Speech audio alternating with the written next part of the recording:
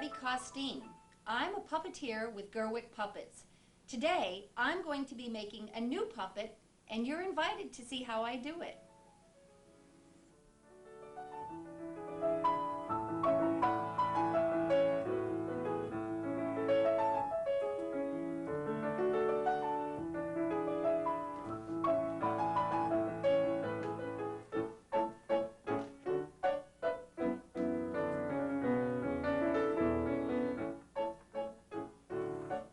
This is going to be a boy. It's going to be a new Bruce puppet. We have a puppet named Bruce, who's with his friend Mary Lou, are in a show called Inside the Haunted House.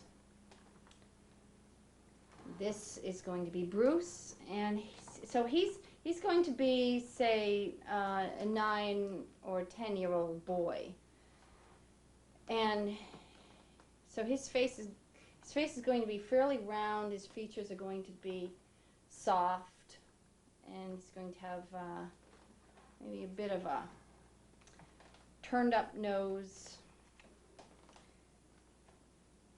round. He's going to have round cheeks. So as I'm working now, what I'm thinking already along those lines. I'm thinking about the fullness of the cheeks right in here, and where the chin will be.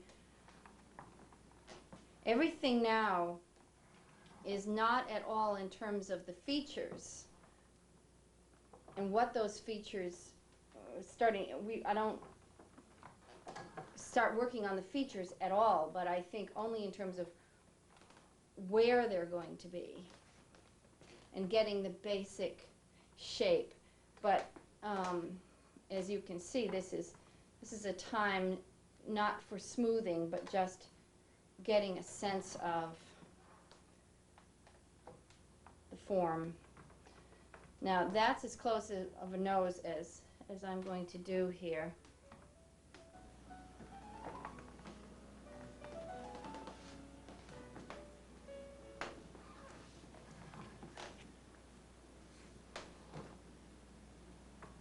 Now I'm going to think about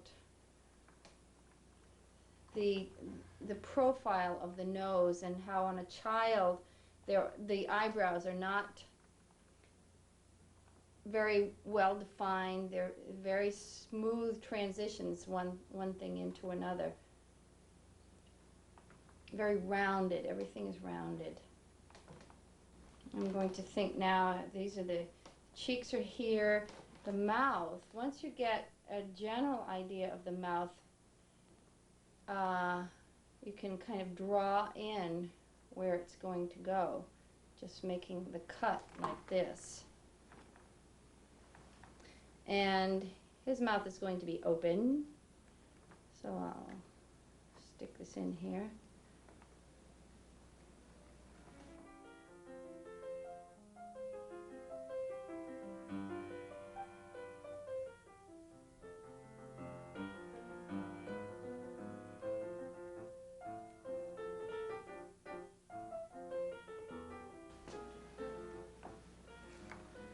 And, oh, another thing is that children's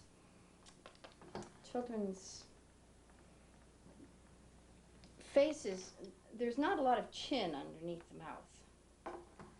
So if I redo this, build this, not a lot of chin and jaw. Now it's going to go right rounded cheeks like this, rounded cheeks, and then a little bitty jaw, little jaw and little chin. But now I've got to take more from here, and now starting to get a little bit more of that look of the tender young face. Everything has to be seen constantly from all the different angles. And when you're even working on the cheek part, to see it from the side so that you see everything going around. Sometimes I see on puppets this cheekbone, which is actually back here, sticking right out here, which it makes it very hard to see the rest of the face. The wide part of the face is actually back here, actually behind the eye. There's a lot of just understanding the relationships of where things are.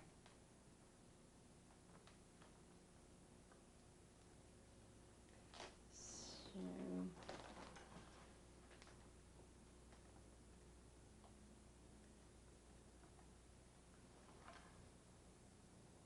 this wire gouge tool is very nice for just shaving off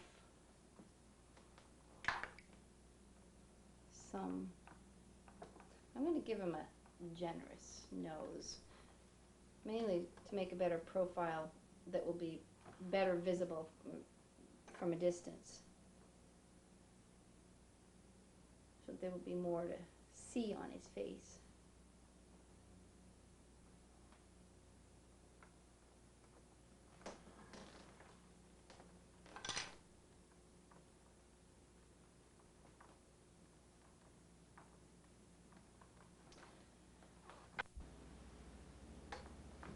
This part here, this part of the mouth structure, is also part of what makes the cheek rounder, is that this is its own structure here, and then the cheek is separate. So I'll add a little more onto that, and a little more on here. Nice and round.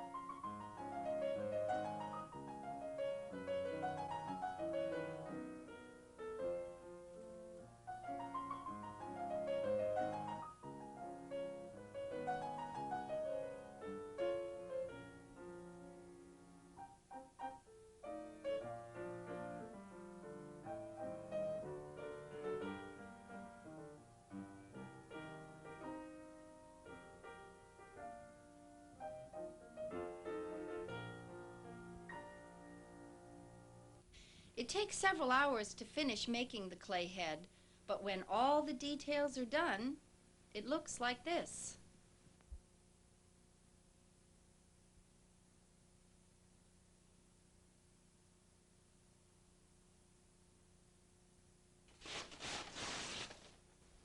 Now I'm going to make paper mache and put it on the clay head. You can use any type of paper, but I prefer grocery bags. I rip them up and soak them in hot water. This makes them soft and more pliable.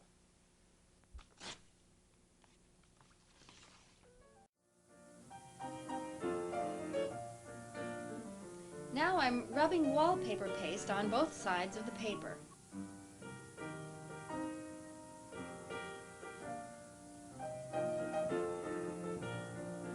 I also like to put paste on the clay.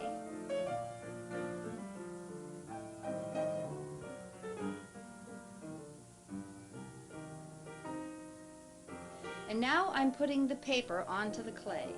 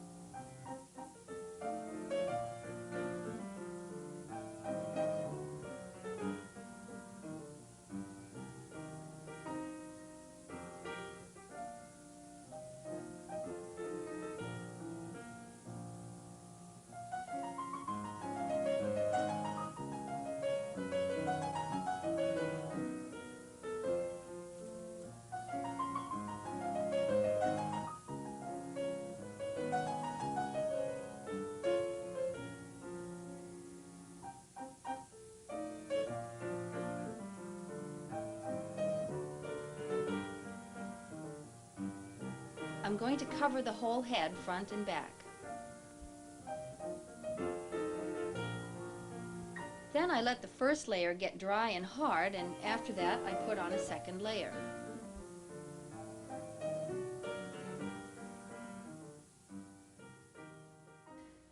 The brown paper mache is now all finished on the head. It's all covered, it's 2 layers, and it's dry, so it's time to take it off the clay. What I'll do is cut with the X-Acto knife to separate the front from the back, and I have to cut through the layers of paper mache. The part where I'm cutting is actually, I've made it a little bit thicker than some of the rest of the parts of the head. The reason for that is that when it comes time to pull the paper mache off the clay, it has to be strong enough at those points so that I can pull it without it tearing. I can feel as I cut through the ear part that that paper mache isn't quite as thick. I try to do it in a slightly zigzag line too, so that when it comes time to put it back together again, it's more like fitting it as a puzzle.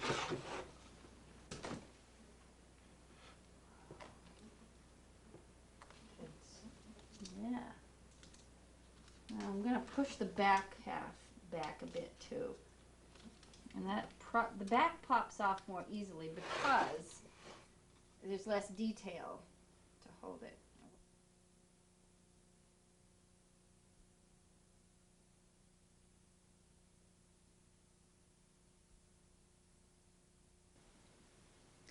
Then I put celluclay into the nose to protect it from getting smashed.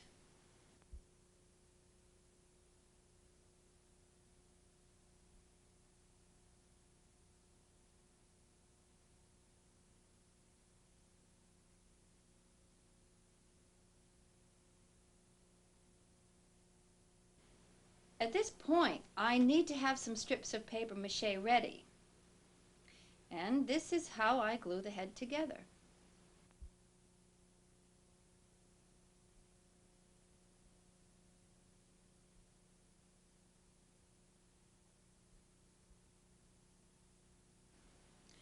While the paper mache is drying, let's make the underbody.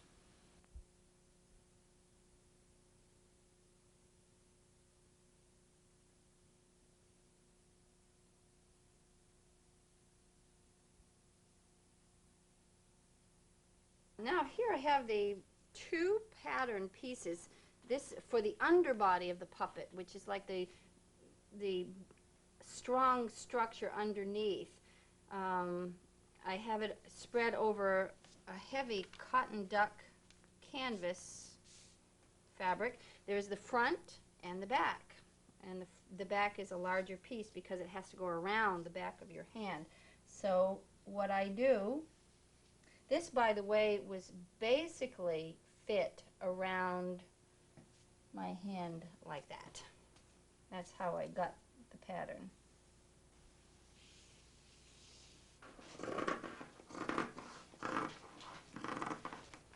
Now I'll pin these together starting by matching one hand and then bring these other two hands together and pinning them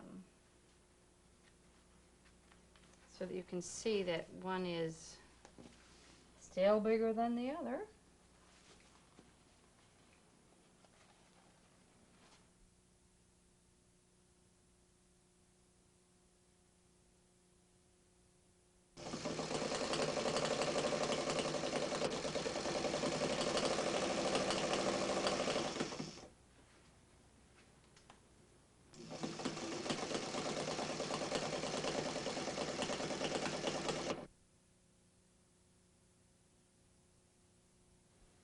I'm painting the head with gesso. This makes a good surface to put the final colors on.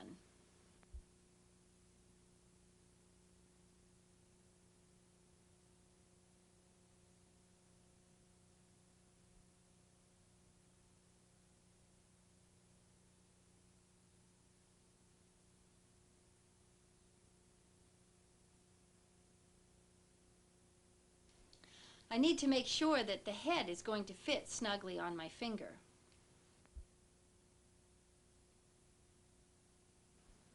Then I glue the head onto the underbody.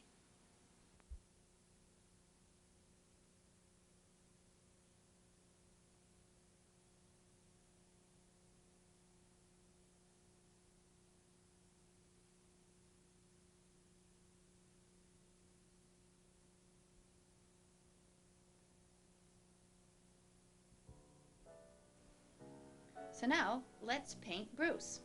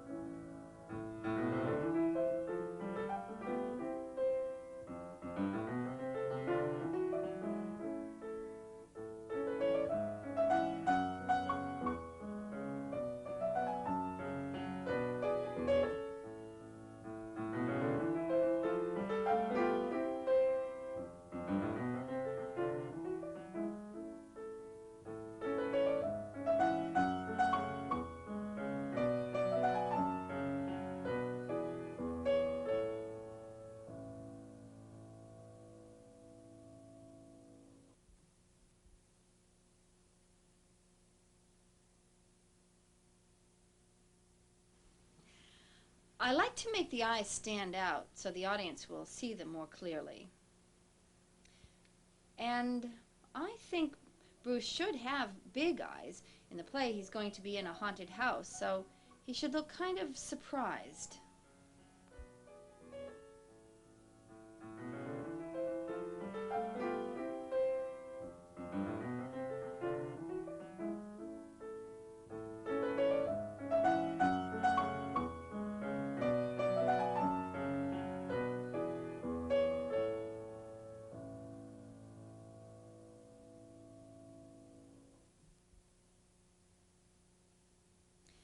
Now I'm going to make Bruce's hair.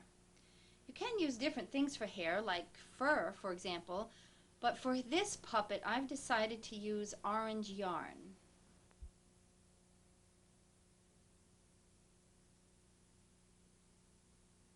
What I use for gluing the hair on is a super tacky craft glue.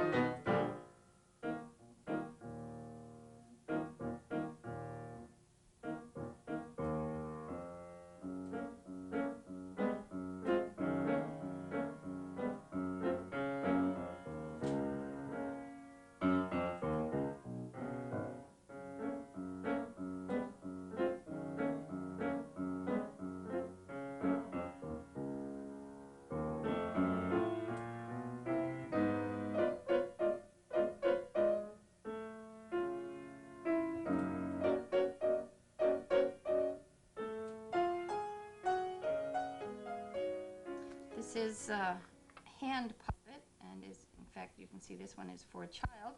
This is a lightweight ultra suede, and I cut it out from that and sew them together, turn them right side out, stitch the hands as you can see here, and then after the fingers have been stitched, then I stuff them.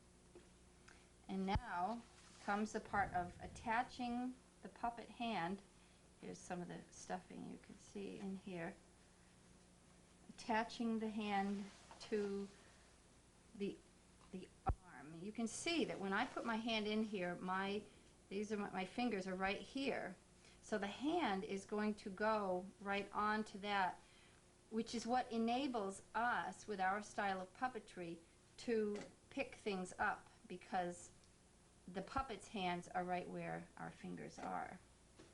So I have to pull it on as tightly as I can, and then pin it.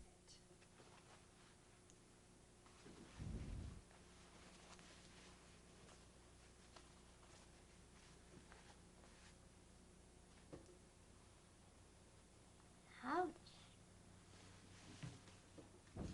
And in the back.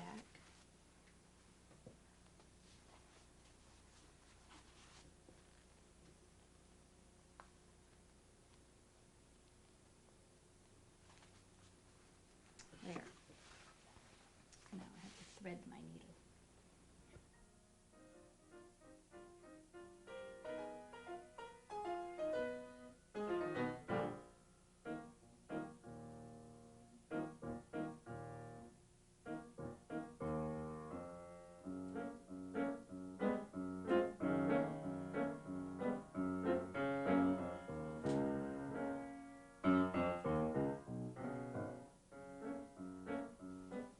Now I'm going to make a costume for him.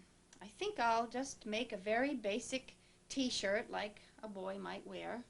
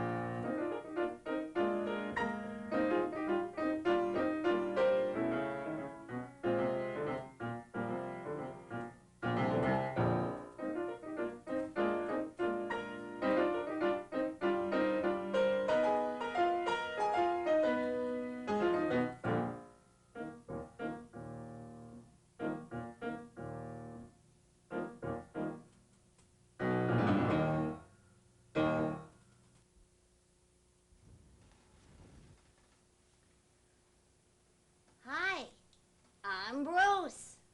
I've been seeing you in there while I was getting made. And here I am. Still need my pants, though.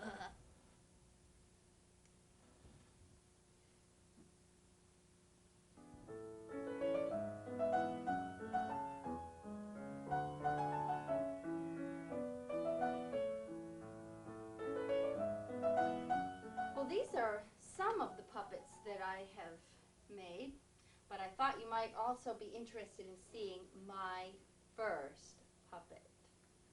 When I was, I think, about 10 years old, I decided that I wanted to make a puppet. I didn't know anything about it, so I took a brown paper bag and paper mache, and I built a lot of layers on this nose to make it as long as it is. And then I used an old sheet cut into strips for hair. And this is it.